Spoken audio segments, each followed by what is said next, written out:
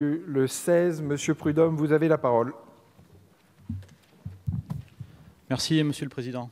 Monsieur le Ministre, mes chers collègues, cet amendement vise à rendre impossible toute exception au principe de la loi. Il en va de la protection des populations, dont celle du bassin de lac, dont nous parlions il y a quelques instants, dans les Pyrénées-Atlantiques, au cœur de l'alinéa dont nous demandons la suppression. Depuis 60 ans, des puits de gaz y sont exploités par Total et ses filiales.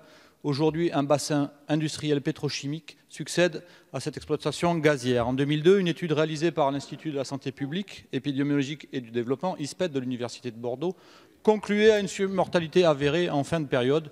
Je l'ai évoqué. L'Institut de veille sanitaire a aussitôt préconisé la poursuite de cette étude. À noter que l'Agence régionale de santé, qui avait déjà participé à cacher le résultat de cette étude pendant plusieurs années, s'est prononcée contre sa poursuite qui, selon elle, risquait de briser la paix sociale. J'ignorais ce rôle pour l'ARS. Visiblement, certains collègues essayent aussi de préserver cette paix sociale au mépris de la vérité. En 2015, c'est la Cour des comptes qui alarme les pouvoirs publics sur le fait que l'étude épidémiologique n'a pas été poursuivie. À la suite de l'action des associations locales, elle est rejointe par la Caisse primaire d'assurance maladie qui demande à l'unanimité une nouvelle étude. Vous m'excuserez du peu. C'est donc à l'ARS que confier la réalisation de nouvelles études, celle-là même qui s'était opposée en 2002 et 2010. Depuis, rien de satisfaisant ou si peu.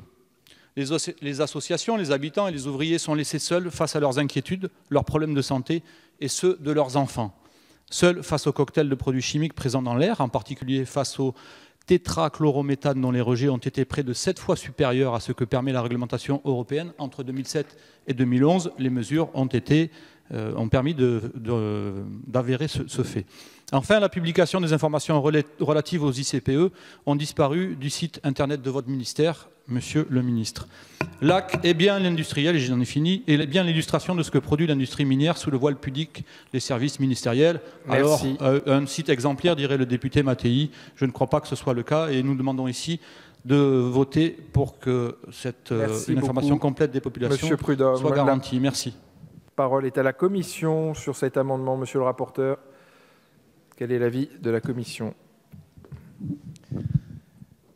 Merci, Monsieur le Président. Monsieur le député Prudhomme, lors de l'examen du texte en commission, des amendements ont été adoptés pour resserrer le champ de la dérogation qui avait été très élargi au Sénat. Ils ont permis de revenir à l'esprit du texte adopté par l'Assemblée nationale en séance publique et je considère donc qu'un équilibre satisfaisant a été trouvé. Comme votre amendement propose de supprimer tout l'alinéa, je donnerai un avis défavorable.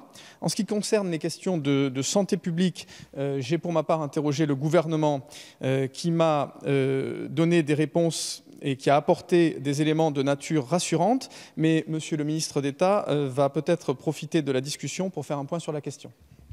Merci, Monsieur le rapporteur. Monsieur le ministre.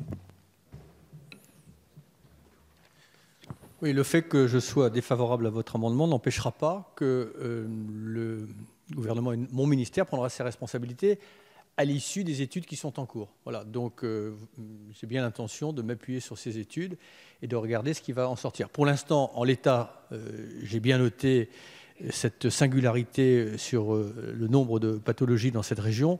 On ne m'a pas apporté la démonstration qu'il y avait une relation de cause à effet, mais ce n'est pas parce qu'on ne me l'a pas apporté qu'il ne faut pas l'envisager. Mais là, encore une fois, dans ce domaine comme dans d'autres, j'attends simplement que la science m'éclaire. Pour cet amendement, on y est défavorable. Merci beaucoup, Monsieur le ministre. La parole est à Monsieur David Habib. Monsieur le ministre, je souscris à ce que vous venez de dire. Simplement, je vous propose d'enlever le mot singularité. Il n'y a pas de singularité. Il n'y a pas de singularité. Les deux études qui ont été évoquées par Monsieur Prudhomme n'aboutissent pas à cette singularité. Elle note simplement qu'il n'y a pas aujourd'hui possibilité, ni dans un sens, ni dans un autre, d'établir une vérité.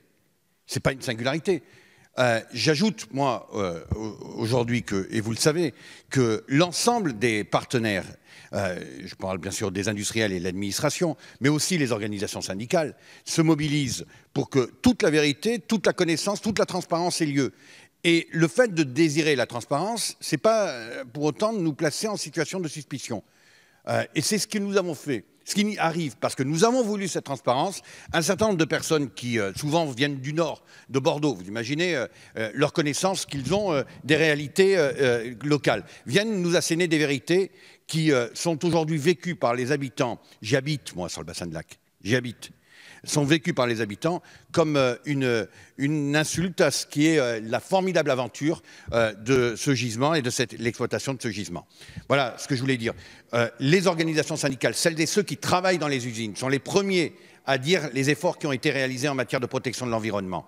Ce n'est pas pour qu'un certain nombre de personnes qui sont inspirées par le désir de mettre à bas le bassin de Lac puissent avoir la possibilité de s'exprimer, y compris dans cet hémicycle. Merci Monsieur Habib. La parole est à Monsieur Prudhomme.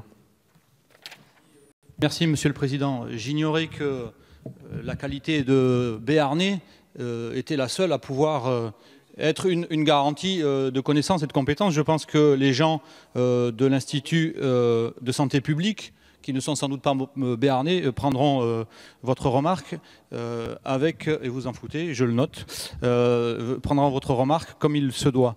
Monsieur le ministre, les études qui sont en cours sont des études partielles de mortalité et de morbidité, mais l'étude épidémiologique qui s'est arrêtée sur les données de 1998 demande à être poursuivie. Sans cela, nous ne pouvons pas avoir un point complet de ce qui se passe aujourd'hui. Et il y a nombre d'études aussi enfin, notamment les mesures que j'ai évoquées sur le tétrachlorométhane.